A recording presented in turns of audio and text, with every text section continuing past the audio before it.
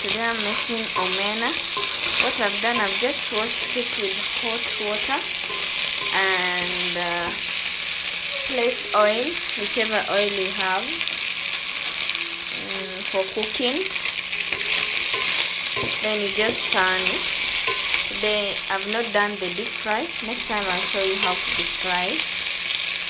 Don't do it a lot. Make sure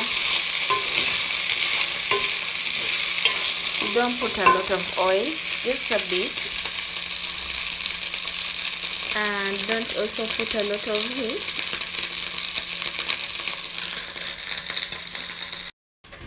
Now I'm going to place my onion. Two of them, I've just cut 2 onions.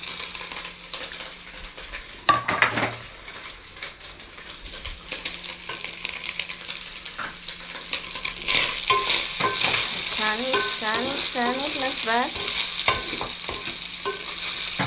Just turn it.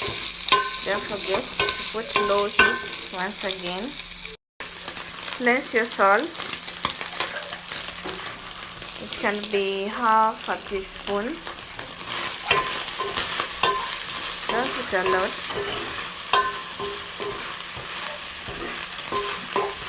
So just turn it like this for about 7 minutes or so.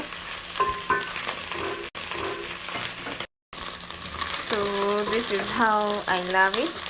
There are some people who want it very crunchy, so you can continue doing so, but just make sure it doesn't get burnt. So I want to press this like this and put my tomatoes.